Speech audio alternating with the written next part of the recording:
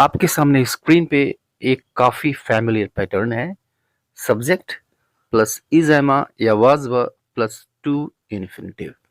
और इस पैटर्न को एक्सप्लेन करने वाले बहुत सारे वीडियोस इस यूट्यूब पे मिल जाएंगे आपको। लेकिन इस सब एक ही पैटर्न की चर्चा करते हैं। लेकिन मैं आपको इस वीडियो में बताना जा रहा हूँ at least in 4 ways in which this pattern can be used in 4 different senses। तो ये वीडियो काफी यूजफुल और यूनिक होने जा रहा है। वीडियो को अंत तक जरूर देखें अच्छी तरह से समझने के लिए। और ये फर्स्ट यूज है, इसका first sense formal future plans बताने के लिए, यानी भविष्य की योजनाएं क्या हैं ये बताने के लिए, या फिर जो शेड्यूल्ड इवेंट्स हैं वो क्या हैं ये बताने के लिए इस पैटर्न को हम यूज करते हैं। यानी इस पैटर्न का यूज न्यूज में किया जाता है, ऑफिशियल इंस्ट्रक्शंस में किया जाता है, रिटन इंग्लिश में किया जाता है। समझिएगा इसको। प्रेजेंट में हम यूज करते हैं इज एमा, और ये बताता है कि वो फ्यूचर में होने वाला है। और पास्ट में हम यूज करते हैं वाज वर, यानी यह ये बताता है कि कोई चीज पहले से प्लान्ड थी। एग्जाम्पल देखिए, the PM is to visit Prayagraj next month. इसका मतलब हुआ कि अगले महीने पीएम प्रयागराज विजिट करने वाले हैं, प्रयागराज जाने वाले हैं। यहां देखिए सब्जेक्ट यूज हुआ इज टू विजिट, इज आया, देन टू इन्फिनिटिव आया। और ये क्या बता रहा है? ये प्लानिंग बता रही है, ऑफिशियल लैंग्वेज है। यह एक न्यूज का आइटम हो सकता है, न्यूज की हेडलाइन हो सकती है। The PM is to visit Prayagraj next month. अगले महीने पीएम प्रयागराज विजिट करने जा रहे हैं, करने वाले हैं, करने जा रहे हैं या फिर करने वाले हैं, एक ही बात है। ठीक है, फ्यूचर प्रोग्राम।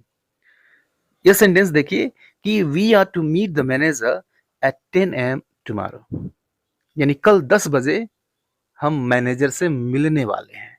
ठीक, फ्यूचर प्लानिंग है, फिक्स्ड है पहले से, और यह काम होगा फ्यूचर में। क्योंकि यहाँ पे आर यूज हुआ है और उसके बाद से टू इन्फिनिटिव आया है, फ्यूचर प्लानिंग। और ये सेंटेंस देखिए, the train was to leave at 8 AM but it got delayed. इसका मतलब हुआ कि ट्रेन 8 बजे सुबह में छूटने वाली थी, लेकिन यह लेट हो गई। यहाँ पे यूज किया गया वाज प्लस टू इन्फिनिटिव, और ये पास्ट की प्लानिंग बताता है। फर्स्ट सेंस था। अब इसका दूसरी तरह का यूज देखिए, जब एक अलग सेंस देता है, इसे हम इस्तेमाल करते हैं, यूज करते हैं ऑर्डर्स के लिए, इंस्ट्रक्शंस के लिए, या फिर ऑब्लिगेशंस के लिए। यानी कोई काम करना ही है, and very commonly it is used for instructions, rules. देखिए, you are to complete the project by Friday, यानी तुमको फ्राइडे तक ये प्रोजेक्ट पूरा करना है। अब ये सेंटेंस ऐसा लग रहा है कि यह आपको इंस्ट्रक्शन दिया जा रहा है, आपका जो सीनियर है ये आपको इंस्ट्रक्शन दे रहा है। ये बताता है, इंस्ट्रक्शन है। Students are not to talk during the exam. तो अब यहाँ क्या कहा जा रहा है कि एग्जाम के दौरान छात्रों को बातचीत नहीं करनी है। ये क्या है? एक जनरल रूल है, और इससे हम परिचित हैं कि जब एग्जाम हो रहा हो तो आपस में बातचीत नहीं करना चाहिए। ये इंस्ट्रक्शन कह लीजिए, रूल कह लीजिए, जनरली एस्टेब्लिश रूल है ये। The medicine is to be taken after meal, यानी दवा को खाने के बाद लिया जाना है। यह भी एक जनरल इंस्ट्रक्शन है, एक जनरल रूल होता है कि फला दवा को हम खाने के बाद ही लेते हैं। तो इस तरह के इंस्ट्रक्शंस भी यह बताता है, what am I to do now, what am I to do now, यानी अब मुझे क्या करना है। Means what should I do, अब मैं क्या करूं। यानी यह pattern very commonly used for instructions and rules.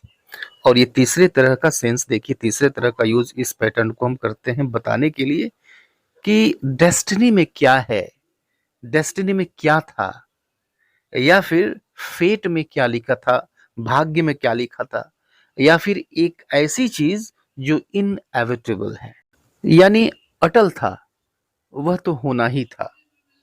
यानी कुछ ऐसी चीजें जो भाग्य में थी, होनी ही थी, या फिर उनका होना तय था, और इसको हम प्रायः वाज या वर के साथ यूज करते हैं, was were plus to infinitive. देखिए सेंटेंसेस देखिए और अर्थ समझिए इसका। He was to become a doctor but he couldn't.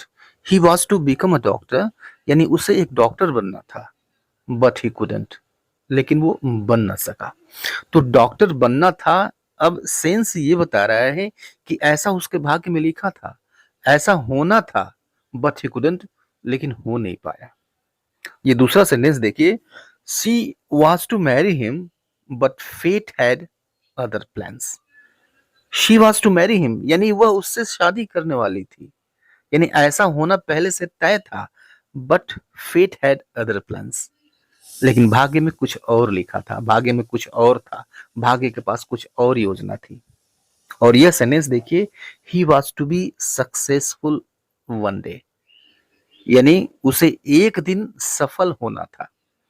यानी यह ये बताता है कि ऐसा होना था, अब हुआ या नहीं हुआ ये क्लियर करने के लिए उसके आगे हमें कुछ ऐड करना पड़ता है।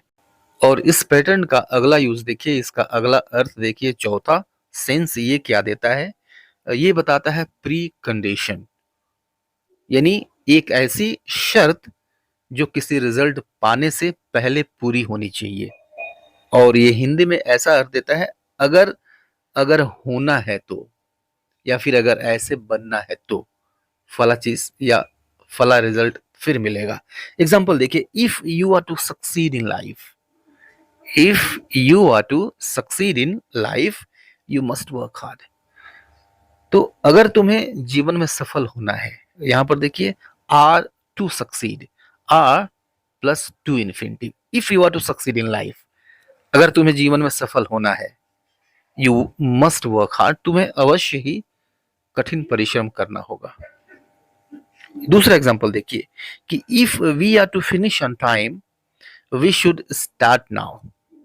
अर्थ क्या हुआ इसका कि if we are to finish on time यानी अगर अगर हमें समय से समाप्त करना है, कोई काम है अगर उसे हमें समय से समाप्त करना है, वी शुड स्टार्ट नाउ, तो हमें अभी शुरू कर देना चाहिए।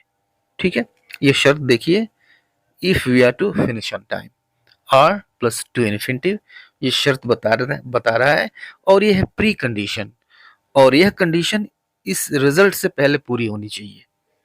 ठीक है, तीसरा एग्जांपल देखिए कि if you are to pass the exam you will have to study more. यहां भी शर्त है, if you are to pass the exam, अगर तुम्हें एग्जाम पास होना है, you will have to study more, तो तुम्हें और पढ़ाई करनी होगी।